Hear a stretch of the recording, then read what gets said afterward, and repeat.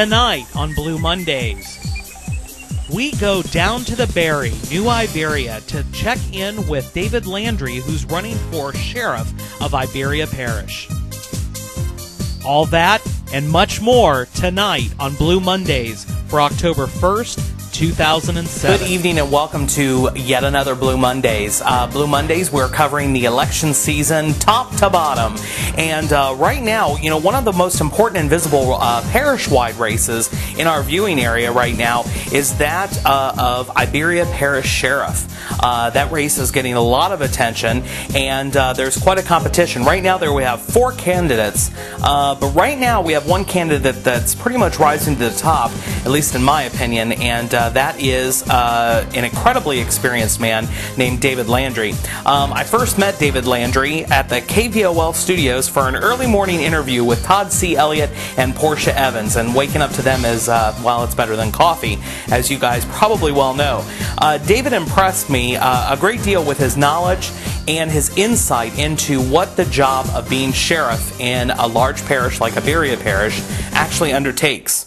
When I started with the Iberia Parish Sheriff's Department in 1993, it was primarily a rural parish. I can still remember going to dog calls, not that we don't go to those type calls, or rooster type calls. We're finding now that Iberia Parish is becoming more of an urban parish. It's growing. Lafayette's growing into Broussard, Broussard's growing into Youngsville, Youngsville's growing into Iberia Parish. So we are seeing more urban type police calls out in areas where, let's face it, it was Canefield when I was patrolling in 1993. That is why we have to have a progressive sheriff's department, because this parish is changing. It's changing very quickly, and you have to have a sheriff in office that's going to recognize that and keep the sheriff's department at the level in order to keep up with the demand that the citizens are requiring.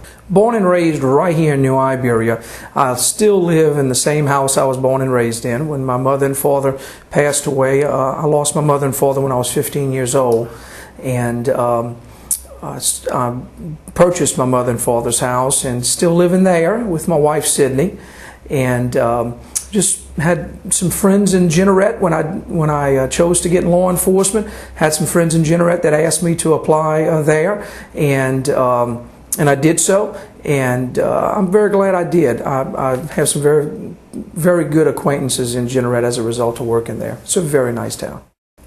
Basically, I started my career in 1989 in Jeanerette, Louisiana, with the Jeanerette Police Department, and started there as a patrol officer. Worked my way from being a patrol officer into detectives, where I had the opportunity to work criminal investigations, homicide investigations, narcotics, and during that time I had an opportunity to belong to an Iberia Parish narcotics task force, and that enabled me to work narcotics throughout Iberia Parish, and that's really my first time that I had an opportunity to really see the drug problems that faced Iberia and actually be part of fighting those drug problems.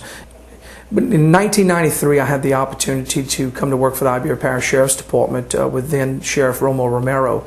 And I started working for Sheriff Romo Romero as a patrol deputy and worked my way up to being a patrol sergeant. And in 1996, when Sheriff Hebert came in office, I had the opportunity to go back into detectives. And I did do that and worked homicide investigations, and also worked in evidence. Became the lead evidence crime scene officer for the Iberia Parish Sheriff's Office. I had a very unique opportunity that came along about 1997 when Sheriff Hebert seeked some federal funding to computerize the Iberia Parish Sheriff's Office, and I was asked to be the project manager on that project. And I took that challenge on, and I actually computerized the entire sheriff's department. It was during that time that I had the opportunity to learn the functions of every division that the Iberia Parish Sheriff's Department has. There's a lot that goes on in a sheriff's department that the general public does not see. It's a lot more than a patrol car traveling down your street in front of your house. We do everything from protect the judges, protect the courts, sales and seizures. We seal seize houses, garnishments. If your paycheck is ever garnished, that is done through the local sheriff's department. So there's a lot of functions that take place. And I had the opportunity through that project to actually learn what the sheriff's department does. And shortly after that, I was given the opportunity to become chief of staff at the Iberia Parish Sheriff's Office. And in that role, I work with the 300 employees every day, and I also work with the budget, which is in excess of $16 million today. So it is a very big business, and it's very important that the citizens of Iberia Parish understand that the person that leads the Iberia Parish Sheriff's Department be a tough law enforcement officer. Make sure that the criminals fear him. The criminals should fear the sheriff. Absolutely. But by the same token, they should understand that their sheriff needs to be a business person, because it is a big business. Entering into politics, that was a big jump for a career law enforcement individual. So I asked him how he came to the decision of running for sheriff. Stephen, it's very interesting. After about 2 years in law enforcement, I really saw that this was going to be the future for David Landry. And that's when I really started looking at ways that I could do things better. When I'd come to work, how could I do something better than I did it the day before? When I was in detectives, I had an opportunity to work with our evidence operations. I actually upgraded those evidence operations to meet national standards. And I always believed in training. Many times I would take my own vacation time and travel around the country and use my own dollars to go and get law enforcement training. I've always believed that the one thing that no one can take from you is your education. And I always felt that whatever department I worked for, that department would reap the benefits of that education, but that education would always go with me. And I'm very proud of that. And a lot of my training I obtained around this country was paid for by my own money.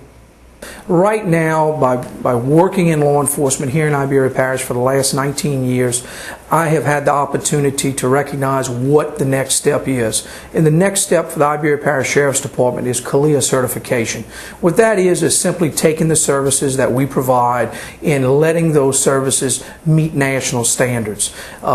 We're growing here in Iberia Parish, the same for every parish in the Acadiana area. We're growing, and we need to take the services that we provide and make those services the best they can be. In law enforcement, the way to do that is to achieve CALIA national certification. We do have some departments in Acadiana that have already achieved that goal. Lafayette Sheriff's Department has already achieved it. The St. Martin Parish Sheriff's Department has. And I feel that that is the next step for the Iberia Parish Sheriff's Department. That way, every citizen in Iberia Parish can know that when a deputy gets out of his or her patrol car at their house, they're receiving a level of service that's recognized across this great country. And I'm really dedicated to make that happen. I feel strongly about it simply because I've been in this business, in this parish, for the last 18 years, nearly 19, and that is what needs to happen. You as a citizen in Iberia Parish deserve to have the best law enforcement possible, and I want to bring it to you. Mostly what you're going to see with national accreditation is that the policies that are going to be utilized by the Sheriff's Department are going to meet national levels. Just a simple example is race relations or sensitivity training. We're going to be required at the Iberia Parish Sheriff's Department to make sure that our training having to do with race relations and sensitivity training meets national levels. What is the end product of that? The end product is no matter what color of your skin or what language you speak, when you encounter an Iberia Parish Sheriff's deputy, he will treat you professionally because he's been trained on a national level. Landry is convinced that we must modernize, and to do that, we must be accredited to the live and the highest standards set up nationally for our men and women in law enforcement. It seems to me that our sheriff's office must be incredibly tough on crime, but tough without smart is a problem. Stephen, you're absolutely correct. Today, you have to have a sheriff that's tough but smart. At one time, the sheriff in the old days, what I call the old days, you just simply caught criminals and locked them up. Today, it's a huge business. Back in the old days, I can remember when the Iberia Parish Jail held 60 people. Today, we hold 512 inmates. and it's a big business. It's not only a business of incarcerating individuals, it's what we do with those individuals when they're housed in the local jails. We have addiction problems that we see in our jail systems today that we did not see 30 years ago. People are in jail for different reasons than 30 years ago. The drugs on the street are creating an addiction that we have to deal with. If we don't deal with it, and it starts with your local sheriff, because the local sheriff is the individual that has that addicted person in his or her jail. And that local sheriff has to deal with the problem, and that local sheriff has to realize that there is an underlying issue as to why someone's in their jail, which has changed from the old days. You didn't have drugs like cocaine and the other addictive drugs that we have today. And we, as a society, we have to understand that we have to do something to cut the number of inmates coming into our jails. We cannot just lock people up and just say they're paying their debt to society. We've got to actively be involved in making sure they don't come back. We can't afford it. We can't afford it as a country. 2 times in your life that the government has an opportunity to make you a better citizen. The first time is when you go to school. Let's face it, if you don't go to school, your mom and dad's going to face penalties from the government. You have to go to school. Why do we do that? We do that because we want you to be a productive citizen when you become an adult. The only other time that you have an opportunity, that we as a society have an opportunity to make someone better, is when they're incarcerated. Why don't we take the time that we have with an individual during the incarceration and make them a better citizen? They're in jail. We can't have the same criminal come back out into society. And we're actually doing that now, but we need to do it better. And we do that through giving job skills trainings. There's no reason, if you're an inmate in a local jail and you're working in the cafeteria and you're serving hundreds of meals a day to the inmates, you need to have the sheriff, the local sheriff needs to make sure that you have some type of certification program that you can be working towards, to where when you get out, you can at least maybe go to work in a restaurant. That way you're a productive citizen paying taxes and not selling drugs and being a burden on the system. And I think it's incumbent on us as a society to realize it has to happen, and the local sheriffs need to make it happen. It seems to me that the non-violent drug offenders have the most opportunity for improving. Rather than sending them to jail to make them learn how to become better criminals, perhaps it would be better use of our time and our tax dollars to invest in training them how to do something productive for our community. Here's what he had to say. We're making great strides in that area in Louisiana. I'm proud to say that right here in Iberia Parish, we have really done tremendous with nonviolent drug offenders. And I'll just say it, it's thanks to our local judges and our district attorney. They have realized that we can't lock individuals up anymore and not recognize the problems that created them becoming a criminal. And we've done great with that with our drug court system here in Iberia Parish. We've dropped the recidivism from over 70% to just around 40%. And I tell you what, that is a tremendous message to send out to the community. We are making it work. That's a huge amount of individuals that would normally come back into our jail system. And people say, well, why are you worried about it? It is all of our problems, because it's everybody's tax dollars that pay for it.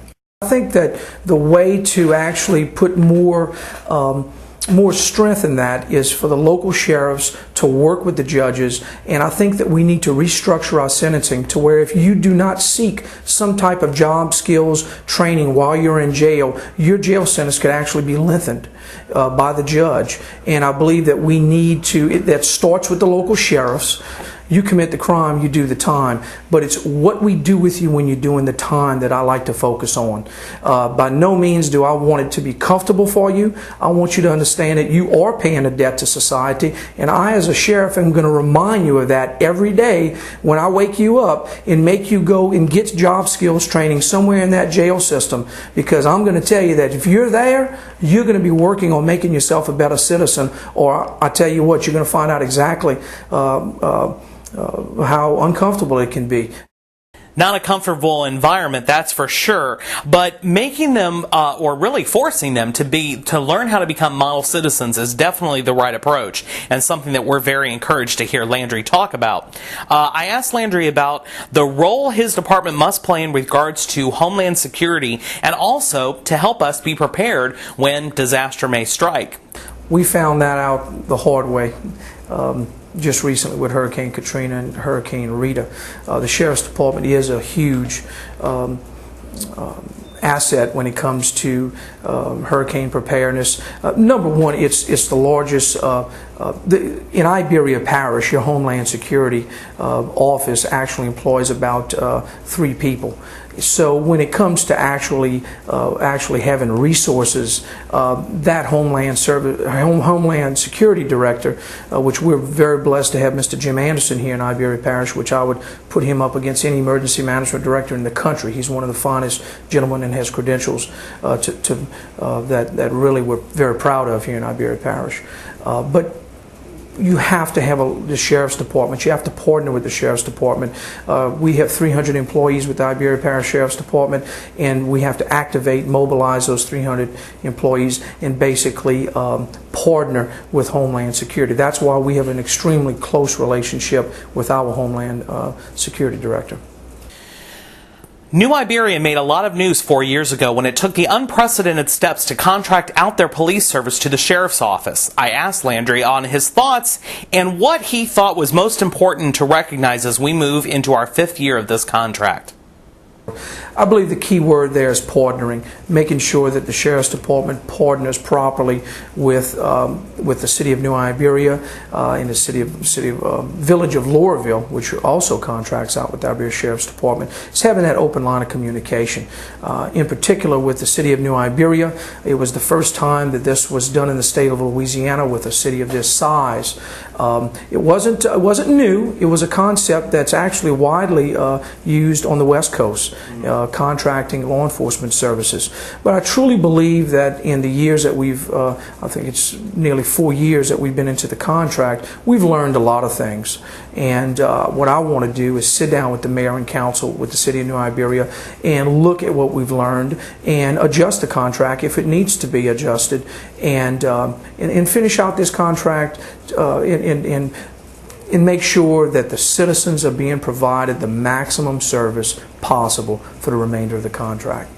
It has to start with the sheriff. That officer understands that you roll your window down in that police car, and it's good to stop and talk to someone on the sidewalk. We've grown away from that in years past, and I believe that that's the reason we need to change back to it today, because we now have crime in areas, and I think that disconnect between law enforcement and the community has occurred.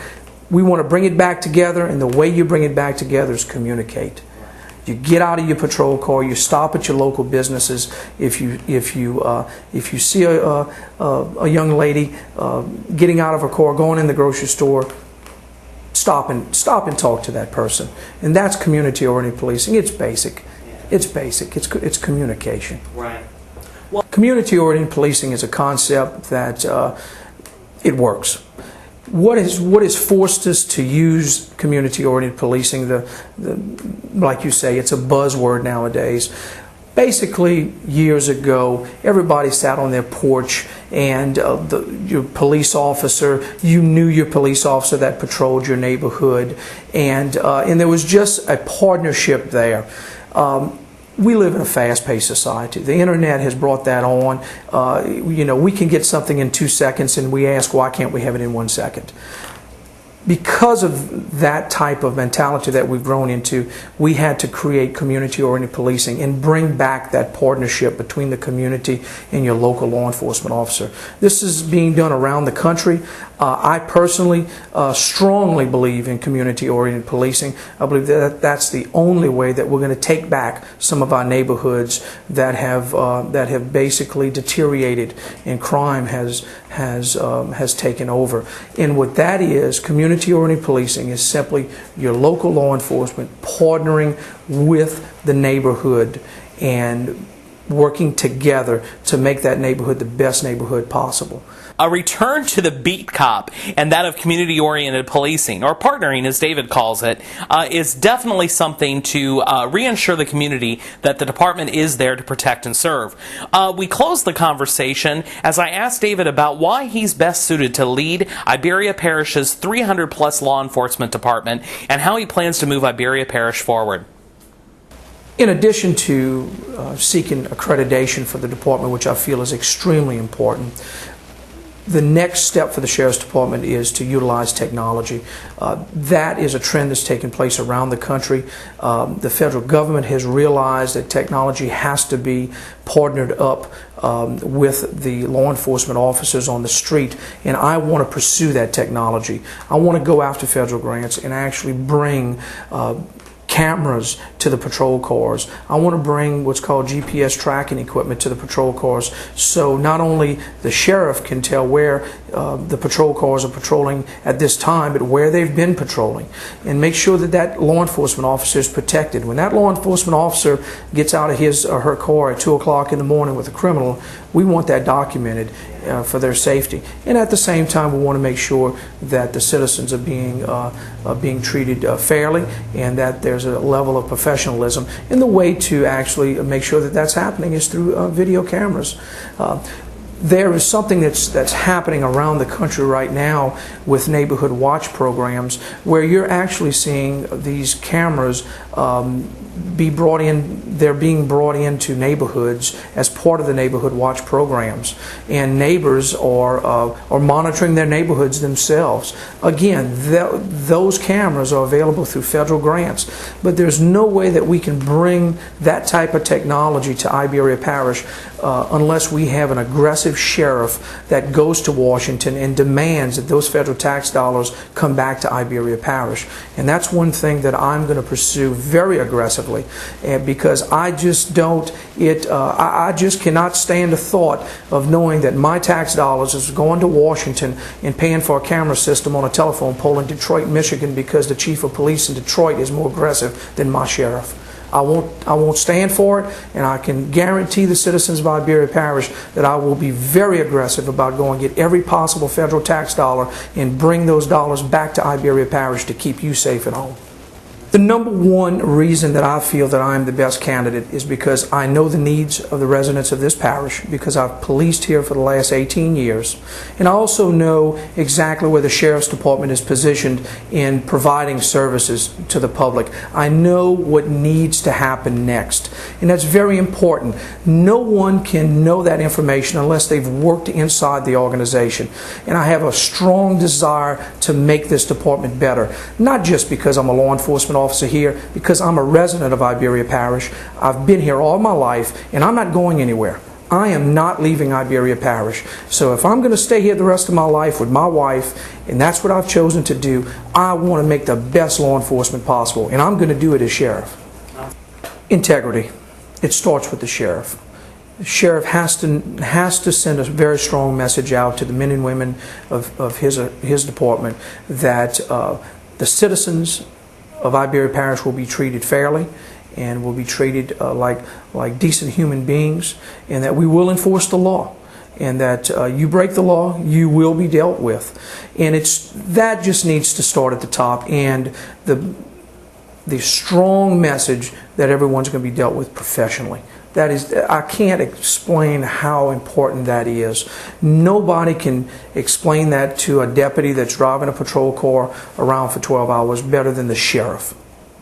And that message has to come out. I can assure you, when I become sheriff, every deputy in Iberia Parish will know that I will demand that every citizen that deputy encounters will be treated fairly and will be treated professionally when they encounter those citizens.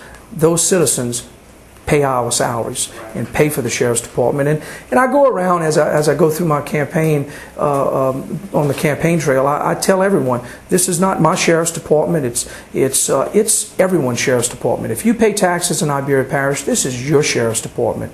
And by golly, I want to make sure that they have the best Sheriff's Department that they can have. So that is David Landry, candidate for sheriff in Iberia Parish. For more information, I hope you will take a look at his website. That is davidlandrysheriff.com.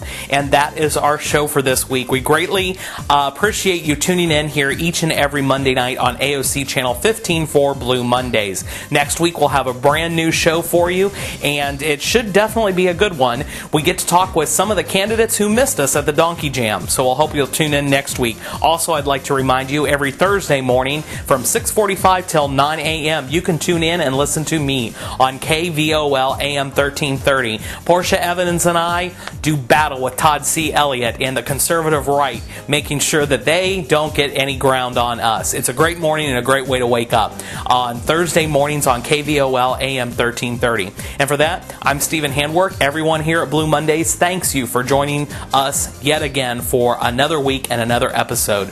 We hope you take care of each other, and we hope to see you next week. Take care and good night.